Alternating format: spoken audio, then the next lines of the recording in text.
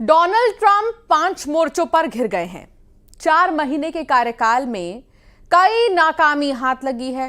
Gaza ceasefire टूटा और जंग तेज हो गई। अब नेतन्याहू ने कहा है कि बमबारी में ही बात होगी।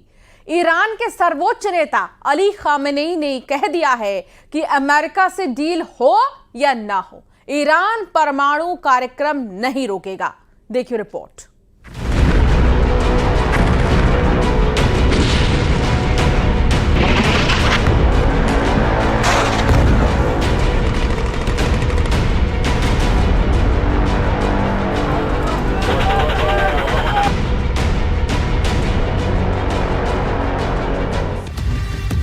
डोनाल्ड ट्रंप के लिए मई 2025 का महीना बहुत सख्त होने जा रहा है, क्योंकि मई 2025 का महीना बहुत बड़ा सस्पेंस समेटे हुए यूक्रेन से लेकर ईरान। डोनाल्ड ट्रंप को बहुत बड़ा झटका लगने वाला है। ऐसे सिग्नल ज़ेलेंस्की और खामेनेई ने देने शुरू कर दिए हैं।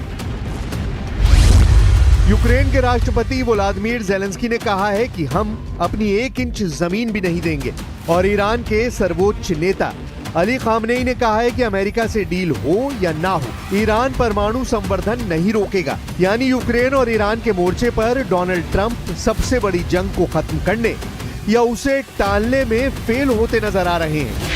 दुनिया के ये 2 मोर्चे ऐसे हैं जहां से वर्ल्ड वॉर का खतरा हमेशा से रहा है, और अब भी डर है कि किसी भी वक्त किसी का कोई गलत फैसला पूरी दुनिया को खत्म करने के करीब ले जा सकता है। मई में बड़ा सिग्नल भारत पाकिस्तान के बीच आ चुका है। पूरी दुनिया ने भारत और पाकिस्तान के बीच लड़ाई, और इस दौरान रावलपिंडी से लेकर लाहौर और भोलारी से बहावलपुर में हुई तबाही देखी है। उसके बाद दुनिया के एक और कोने में कोहराम ने पूरे यूरोप को झकझोर कर रख दिया है। यूक्रेन में रूस के हमले पूरी दुनिया देख रही है।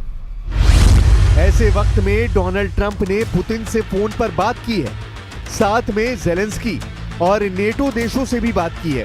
सवाल है कि ज़ेलेंस्की से दो टूक जवाब मिलने के बाद ट्रंप की आखिरी कोशिश होगी, क्योंकि इससे पहले भी वो यूक्रेन और रूस के बीच सीज फायर में पूरी तरह फेल साबित हुए हैं। This is not my war. This is not the war. I mean, we got ourselves entangled in something that we shouldn't have been involved in. And we would have been a lot better off, and maybe the whole thing would have been better off, because it can't be much worse.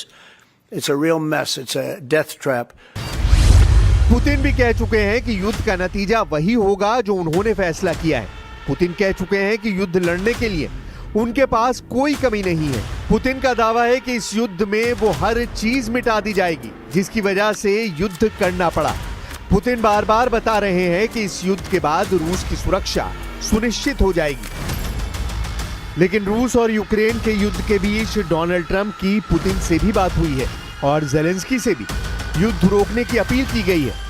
Ukraine के राष्ट्रपति Zelensky ने Trump से बातचीत के बाद क्या कहा, बहुत गौर से देखिएगा। Виводити наші війська з наших територій ніхто не буде. Це конституційний обов'язок мій.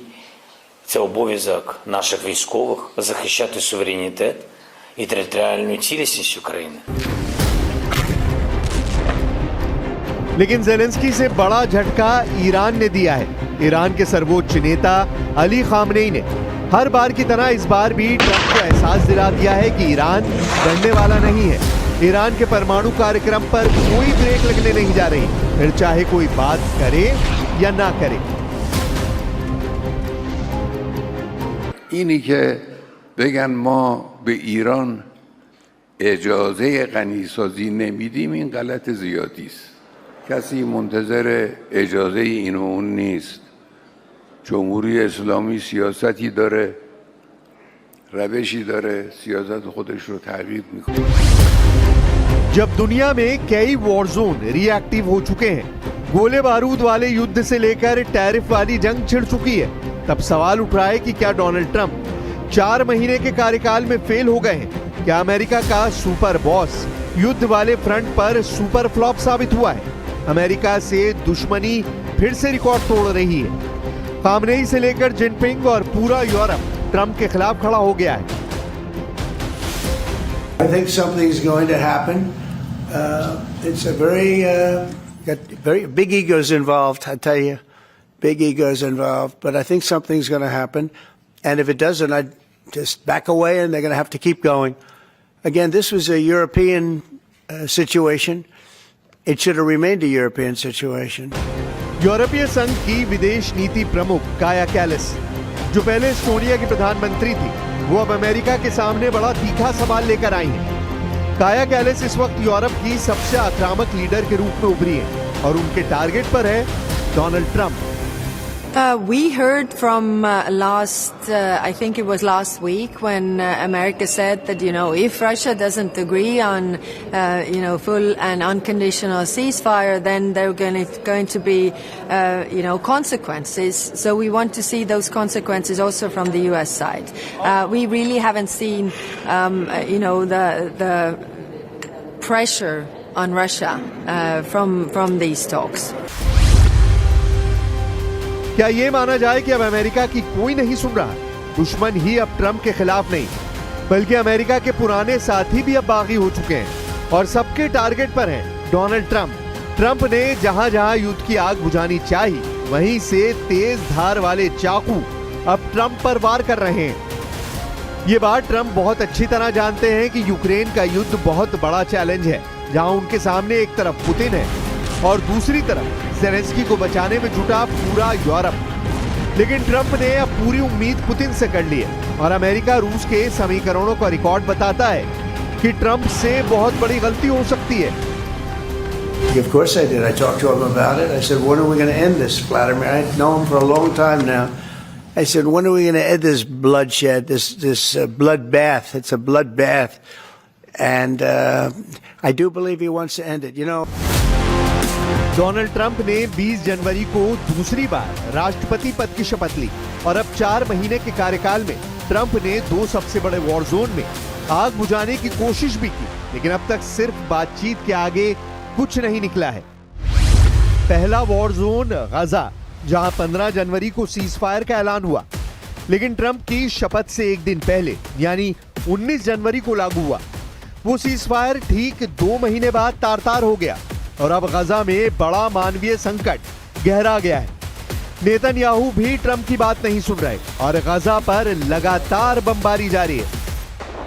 गाजा में नेतन्याहू की बमबारी वाली पॉलिसी ने ट्रंप की हर कोशिश पर पानी फेर दिया है।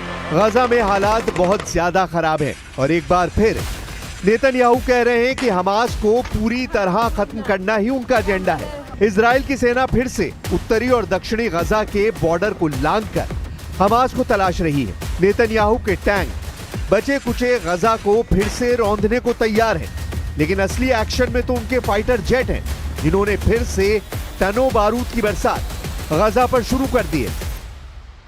הידידים הכי טובים שלנו בעולם, סנטורים שאני מכיר כתומכי ישראל נלהבים, ללא סייג, שאני מכיר אותם עשרות שנים, באים אליי ואומרים לי כך, אנחנו נותנים לכם את כל הסיוע להשלמת הניצחון, נשק, תמיכה במהלכים שלכם לחסל את החמאס, הגנה במועצת הביטחון.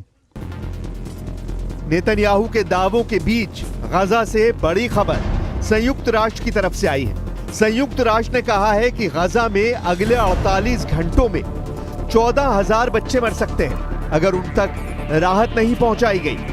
गाजा के आसपास इजराइल ने ऐसा बैरिकेड लगा दिया है जिसकी वजह से वहां खाने पीने और बाकी राहत का सामान नहीं पहुंच रहा, जबकि गाजा के अंदर इजराइल के हमले तेज होते जा रहे हैं। दूसरा वॉर जोन यूक्रेन है, जहां डोनाल्ड ट्रंप ने बहुत मिन्नत और मशक्कत के बाद पुतिन और ज़ेलेंस्की से बात की, लेकिन दोनों का रवैया ऐसा है कि ट्रंप किसी को राजी नहीं कर पा रहे।